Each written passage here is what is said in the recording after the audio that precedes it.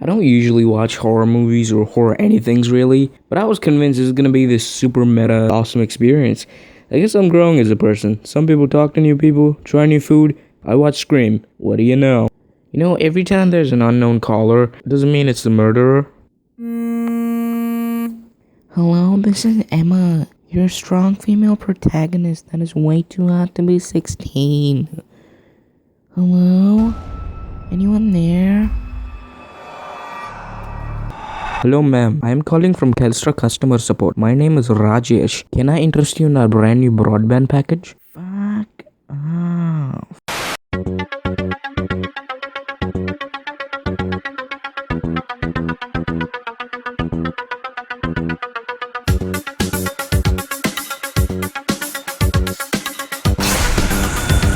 Hey, what you trying to say to me? Goddamn right.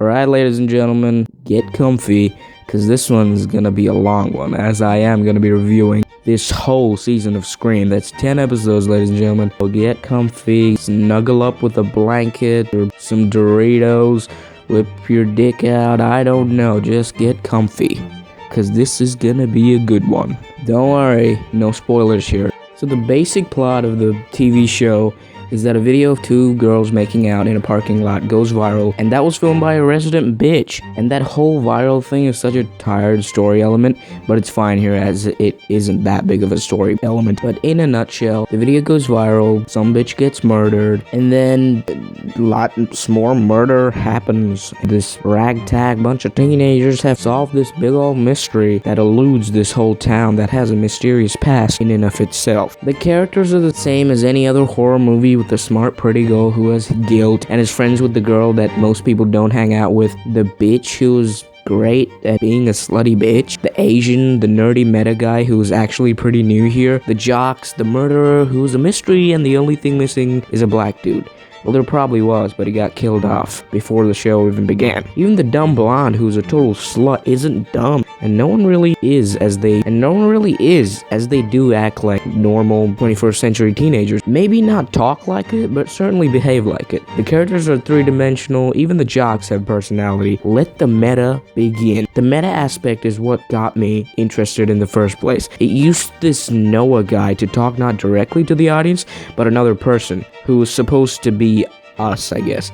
We're Asian here, and that aspect is pretty cool, and it claims it's not a typical slasher horror, but more. Let's find out. It is the traditional slasher in a sense, but set pretty much in 2015. That adds a whole element of cyber privacy and all that shit, to social media to the playing field. It doesn't have too many jump scares, but you are pretty scared and tense the whole way through, which is just great. I mean, whoa, I love that. Being sarcastic there if you didn't. There's also this mystery that is unfolding. It misleads you quite a bit with the scares, which is annoying, but does add to the whole we're meta dude, but we're still a slasher sort of. The guy even says slashers can be made into a TV show, which was funny as hell, and that is what I live for in this show. And there is humor, which is to be expected in a teen horror TV show. It throws comedy, drama, teen angst, and a bit of tension. Back to comedy, drama with tension. It's a perfect blend. The editing is great, the cast is superb, and the soundtrack is eerie as fuck. With this being set in the present and all, it has some great social commentary about social media, privacy, and more, which is always welcome, with a lot of what the fuck are you doing, you idiot moments that really grips you and takes you in. Even when there's romance happening, the guy goes, you know, romance is always shoehorned into movies? Those moments are just unique and awesome. I wish they made the killer a bit more cheesy with his mask and shit, like in the original Scream, which I haven't seen, by the way, because I'm a pussy. But here, it's actually pretty spooky. Great show for binge watching, even if you're not into the whole horror scene like me. Basically, if you're a pussy like me, because this ain't that scary. I mean, I don't usually watch this kind of shit, 'cause I'm a pussy, and I do other pussy activities, like walk in the park, fly a kite. There's not a lot of activities these days for us pussies. I guess your everyday penetration now and then, if you're lucky, and ovulation, and all that good stuff. No, just your average pussy activities. Okay, enough about being a literal pussy. But it is entertaining as hell. The show is great to look at, and I'm not talking about the cinematography. I mean the people. Oh my god, they are gorgeous. And the dialogue, although the story is set in the present, the dialogue is straight up 90s. Like, Can It, Morning Sunshine, those are just two of these examples. Teenagers don't talk like that anymore. They're not in a John Hughes movie. Even the murderer uses Facebook and messages to the main characters, and if it were a real teenager, they wouldn't be using proper grammar and spelling and all that. It would be like XOXO confused face emoji, then a dead face emoji, cause she's dead. Just watch the show, you'll get what I'm talking about. With all that going on, there's a serious case of who the hell done it, with you guessing and making your own little theories of who it might be. Is it one of the people we've met? Is it Brendan James? Is it one of the main characters? Or are they gonna Shyamalan our asses with a twist? It also has some great references from movies to books to TV shows and video games like Last of Us, Game of Thrones, Terminator, and very recent and relevant references. It gets better every episode. It manages to enthrall you in the storyline with awesome scenes that aren't quite as memorable as some other horror TV shows or movies, but have great intensity to them. You're never really rooting for anyone to die at first, but you also want them to catch the fucker, which you know isn't gonna happen until the very last episode, because tension and all that bullshit. There's a stakeout, there's intrigue, and the hot people everywhere. This is much more than a straight up horror. It's a thriller with horror and teen drama elements put into it to make this awesome complete package. The killer is smart, he knows what he's doing, and he has all these skills from hacking to stabbing. It is quite interesting, and hey, no spoilers down there. The cyberbullying and technology aspect is semi-realistic and quite well done. Camera work is good, and at times where the shot moves like someone is watching someone else and you don't know if someone is actually there or the cameraman is just having a seizure, so it's creepy at all the right moments. It's funny, eerie, and suspenseful, and meta at all the right moments also. The creators know their audience, which is important. It is predictable at times, but only with minor plot elements. And the meta-ness is so good here. Man, you're gonna have to get up and stretch, because this is gonna be a long one. Teen drama is here, but with more of a cyber aspect. The character development is great, and you really do care for these characters and watch them change as time goes on. It's super meta, and it's cool, but it does end up doing the exact same thing it's trying to make fun of and spoof, which is in and itself a lesser-known cliche, where the spoof or the thing that's trying to make fun of another thing unknowingly ends up becoming it. The dialogue in the whole series is charmingly cliche and funny, but after like episode 7 it goes from amusing to stale. It sort of actually loses you for like 2 episodes or so because of the pacing, which it just takes this sudden halt, a break from all the mystery and tense build-up, which was odd and felt like the creators had to make one filler episode to meet with their contract or something with the whole 10 episodes thing. I'm talking about episode 8. It doesn't try to be a scary show, it tries to be a smart, meta, good show, which it is. I only watch the show at daytime, you know, when the birds are chirping and the Disney songs are playing, when no one can get me. Alright, this is one thing that pisses me the hell off in the show, how it's all meta and shit it claims to be, but then motherfuckers are getting murdered left and right. Why doesn't anyone goddamn move out of this fucking town? With all the meta-ness in the show, I really thought they would address that. I really wish they had a black guy in the main cast. They could have, like, the black guy always dies first, but he breaks the rule or something fun, but the show doesn't, sadly. Hey, season 2. Maybe you're rooting. Hey, season 2. Maybe you're rooting for romances and the characters to live on. It's a great. It soon becomes this intense cat and mouse game between the police, the teens, and the killer. It also has a heavy mystery that builds up to the actual reveal, which is actually pretty good, far from disappointing, and there are very subtle clues you can pick up on. Up to episode 7, I was hoping it wouldn't be a motherfucking cliffhanger, and Noah with those references, killing it, man. But at like episode 8, it just gets pretentious and thinks it's being clever and serves up this stupid twist, and that just sort of ruins the pace of the show. There's just one plot element that happens in like episode 7 or 8, so stupid. At the end, it turns to more of a teen drama more than it should have, although it has some awesome moments of intrigue and mystery. It's nothing too special, but it is sort of original, and that is refreshing as hell. It wins you over with its references, meta charm, more references, mystery, and just plain fun. But it does lose a bit of its intrigue in the last few episodes, and the ending isn't disappointing at all. At parts when people die, it affects the main character for like 2 minutes. Then the next episode happens, and another motherfucker dies. It's just like, oh, he's dead. Next.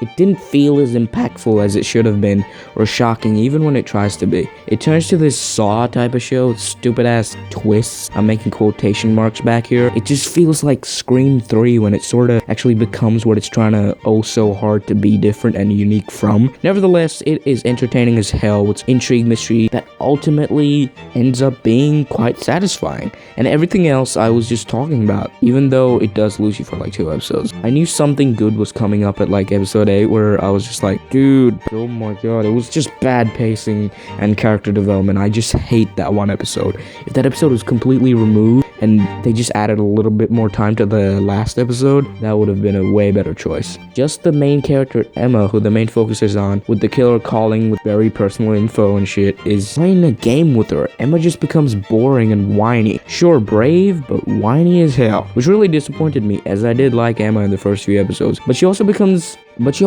stale. It's a supporting cast. The meta guy Noah, Audrey, Brooke, even Jay are what makes her a little more appealing. Emma becomes boring, the story gets derivative, and it seems like they ran out of ideas at episode 8. They do come back from that, but it just felt like they started rehashing shit from previous episodes, and it was going so strong too. It just had me going, come on, you can do better than this show. But shortly enough, it manages to recapture your attention and picks up the pace quite soon. It started off so confidently, but bogs down to usual mystery horror tropes that let itself down. If it had balanced the mystery and horror with more Noah and meta shit, which they could have done much more with, it would have been a home run. But I guess they're still trying to find their perfect balance. Season 2. At the end, it is pretty much a Scream movie stretched out into a TV show, which actually works better than it should. I love this attractive ass cast. I mean, why wouldn't you, right? Wait a minute. Doc, are you telling me that Emma and Kieran are 16? Bullshit. She'll anoint this film 8 horror movie cockblocks out of 10. Man, Netflix is really kicking some ass.